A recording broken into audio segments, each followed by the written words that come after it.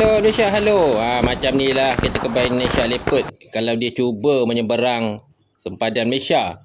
Okey guys, kalau anda nak tahu, Tentera Nasional Indonesia adalah antara negara yang paling lemah lah di Asia. Walaupun Indonesia ni negara dia besar, dia ada senjata, tapi mereka mempunyai satu tabiat, iaitu bangsa yang bodoh. Kebodohan mereka ini disebabkan pada masa dulu di zaman Belanda, mereka mencuri wilayah-wilayah lain untuk dijadikan wilayah Indonesia. Sehingga sekarang Indonesia tidak akan aman. Sebab apa? Wilayah-wilayah ni telah dicuri wangnya dan dibawa ke Jakarta untuk digunakan oleh Jawa Dash. Jawa Dash ni kita tahulah keturunan apa, keturunan Soekarno. Jika kita lihat kekuatan Tentera Nasional Indonesia, Indonesia sehingga sekarang kalah dengan Papua. Papua walaupun ramai anggotanya mati, tapi Tentera Nasional Indonesia lagi ramai mati. Jika kita lihat orang Aceh, kenapa orang Aceh nak merdeka? Antara satu faktor, Aceh kena membayar hutang Indonesia. Pulau Indonesia ataupun Jawa tak ada hasil bumi. Jika perang, apakah Aceh akan menang? Aceh akan menang. Aceh sebenarnya banyak negara sokong Aceh. Antara satu sebab negara lain sokong Aceh, Aceh mempunyai hasil bumi yang banyak. Aceh juga tiada masalah untuk bisnes. Selain itu, negara Aceh juga antara penyumbang utama lah gas dan minyak. Jika perang pada masa akan datang, macam inilah tentera Aceh ya. Ini adalah cerita sebenar ya. Banyak Tentera Nasional Indonesia, sejarah mereka sangat takut ya. Banyak askar Indonesia matilah semasa pertempuran tahun 70-an, 80-an. Tapi malangnya semasa last Soekarno dah nak mati, dia minta perdamaian dengan Aceh. Tapi apa yang Aceh dapat? Kena tipu. Okey guys, jika perang pada masa akan datang, kemungkinan Aceh akan menang. Sebab apa? Antara satu sebab, Aceh mempunyai disiplin. Berbeza dengan Tentera Nasional Indonesia yang kita kenal pada zaman Belanda adalah babu kepada orang Belanda. Ia berbeza dengan tanah Melayu dan wilayah-wilayah lain di Asia Tenggara seperti Thailand, Vietnam, Kemboja dan juga Malaya. Jika kita lihat, perang pada masa akan datang akan menyebabkan Indonesia bankrupt.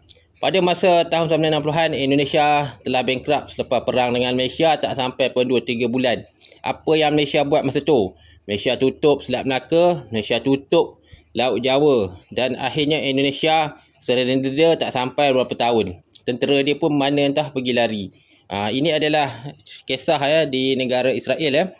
Negara Israel terkejut ya, dia jumpa sebuah negara mengibarkan bendera putih. Pada mulanya Israel macam tak percaya. Bila dia selidiki, baru dia tahu Tentera Nasional Indonesia. Pada masa ni ramailah Tentera Indonesia lari, naik teksi pun ada. Lepas tu banyaklah Tentera Nasional Indonesia menangis-nangis ya. Dia surrender dengan baju PBB, dia surrender. Ini memalukan misi PBB. Sehingga sekarang konflik di negara Arab ke mana-mana, PBB pun dah tak mau layan lah Tentera Nasional Indonesia ni. Belagak pula tu, sombong, pergi negara orang claim dia paling kuat. Okey, jika kita lihat sejarah Soekarno, Soekarno ni ada masalah jiwa dia curi banyak wilayah Selepas itu dia bunuh. Itu adalah cara Soekarno pada masa dulu. Dia curi wilayah tu, dia bunuh. Dia curi-curi, dia bunuh. Moyang-moyang Papua, Timur Leste menerima nasib yang sama. Soekarno ni dia punya cara peperangan ialah menangkap dan membunuh. Okey guys, ini adalah pertempuran di antara Aceh dan Tentera Nasional Indonesia pada tahun 1990-an. Jika kita lihat, Tentera Nasional Indonesia menyorok Sebab apa Tentera Nasional Indonesia menyorok? Walaupun dia ada kereta kebal, senjata, misil, dia tak dapat masuk ke dalam hutan. Sebab dalam hutan tu ada askar Aceh dengan ramai. Tapi askar Aceh ni biasanya mereka beranilah.